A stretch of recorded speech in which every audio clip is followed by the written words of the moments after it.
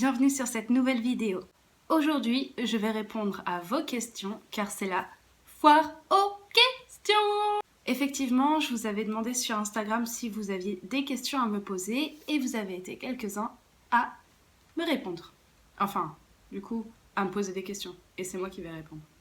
Enfin bref. Donc j'ai noté les questions dans mon carnet et c'est parti. Alors, Isabelle me demande un plan de tour.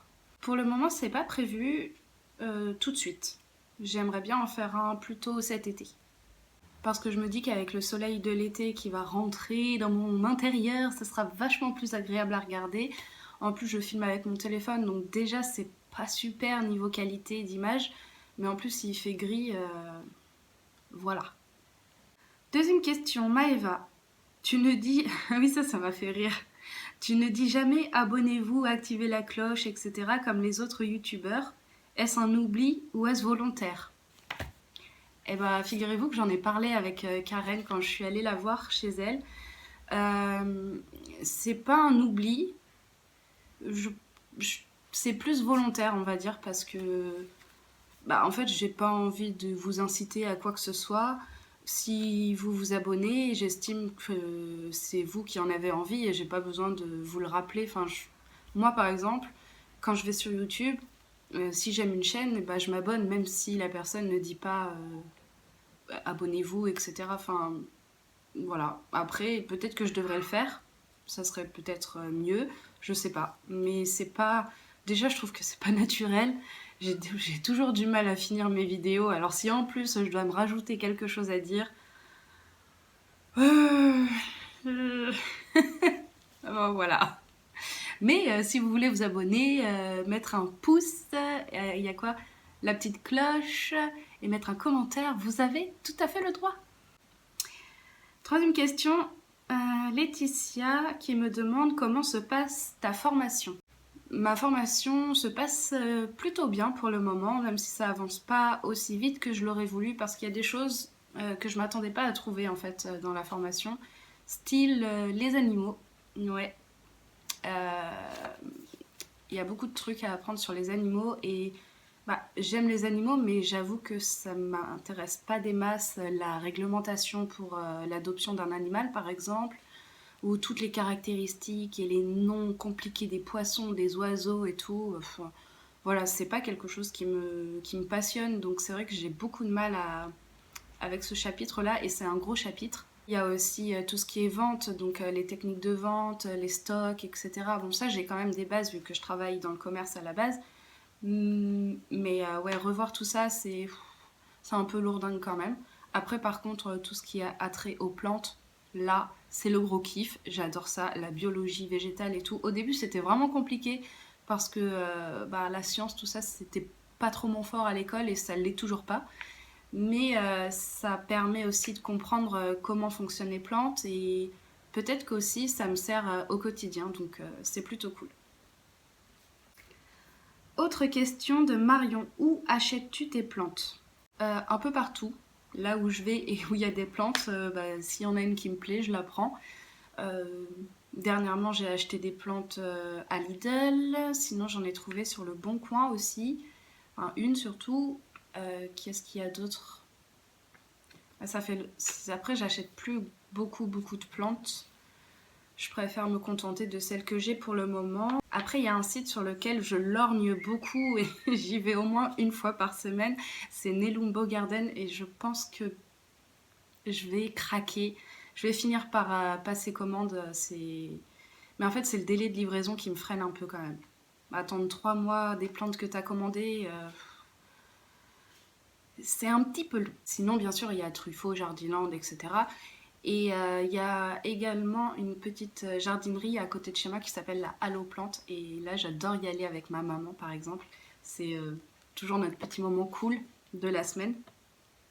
Et ils vendent parfois des belles petites pépites. Là, dernièrement, on a vu des gros Anthurium clarinervium qui étaient quand même pas mal, hein. Alors, question de Auria. Salut France, ta prochaine acquisition plantesque? Très bonne question. Ça dépend. Ça dépend si je craque sur Nelumbo Garden, justement, ou si je me contente de trouver une petite bouture en vente de Philodendron Melanocrysum. Celui-là, c'est vraiment une plante que j'ai envie d'avoir. Ou alors des bulbes de caladium. Ou alors encore des plantes pour le jardin. Des fleurs. Des fleurs, des fleurs, des fleurs, beaucoup de fleurs. Question de Karen. Vas-tu refaire des semis cette année? Si oui, quoi comme semis? Alors, oui, on a fait des semis avec les enfants. C'est quelque chose qu'on a pris l'habitude de faire du coup chaque année maintenant depuis... là, c'est la 3e année.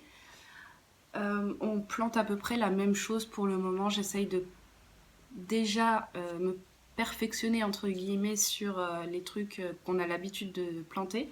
Donc on a planté des courgettes, des tomates, et après là je commence vraiment beaucoup à m'intéresser aux fleurs comestibles. Donc on a planté des soucis, des cosmos, de la bourrache et des capucines. Bien sûr, j'adore les capucines. Toi-même tu sais Karen, donc voilà. Et d'ailleurs Karen m'a dit qu'il y avait des capucines variegata sur Promesse de Fleurs, et donc là, la semaine prochaine je commande, c'est sûr. Et sinon, on a planté aussi de la ciboulette, du persil et du basilic. Et dernière question de Christina, sors-tu tes plantes à la belle saison? Si oui, fais-tu une adaptation? Oui, je sors des plantes, par exemple les coléus, parce que ils vont dehors normalement. Là, je les ai sortis déjà. Bon, après, je fais attention à la température la nuit, donc je vérifie tout le temps la météo. Et sinon, quand il fait vraiment beau, quand je suis sûre que le soir... Il y a un oiseau qui fait n'importe quoi dans mon jardin, là. Oui.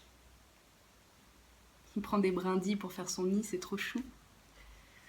Et qu'est-ce que je disais du coup? À la belle saison, oui, quand je suis sûre que la nuit, voilà, il fait pas froid, oui, je sors des plantes. L'année dernière, j'avais sorti mon Alocasia macrorhiza, j'avais sorti ma Medinia magnifica. J'ai sorti aussi toutes les succulentes et les épiphyllums et les rhipsalis aussi. Je fais pas d'adaptation, je les sors et puis ils se débrouillent. Cette année, je vais sortir aussi celui-ci là, le truc noix de coco. Je pense aussi sortir peut-être un ficus, mon ficus elastica, mais celui-là, oui, je vais essayer de l'adapter quand même petit à petit pour pas qu'il soit choqué, parce que je sais que les ficus, ils n'aiment pas qu'on change trop de place. Et puis forcément je vais sortir aussi toutes mes misères. Déjà j'en ai sorti 2, j'ai sorti 2 zébrinas. Mais voilà, après j'aime beaucoup aussi avoir des plantes dans mon salon, donc forcément je vais pas sortir toutes mes plantes. Et puis mon jardin serait vachement trop petit de toute façon. Je pense que pour les plantes d'intérieur, si tu veux en sortir, oui, peut-être faire une adaptation tranquillou. Tu vois, les mettre vraiment au bord, à l'ombre. Et puis après, petit à petit, mais en tout cas pas en plein soleil, sinon les feuilles crameraient à coup sûr, quoi. Voilà, normalement j'ai répondu à toutes les questions. Si j'en ai oublié, je suis désolée, mais normalement j'ai été assez rigoureuse. Je vous remercie d'avoir participé et je vous remercie aussi d'avoir regardé cette vidéo jusqu'au bout. Maintenant, je vous fais plein de gros bisous et vive les plantes!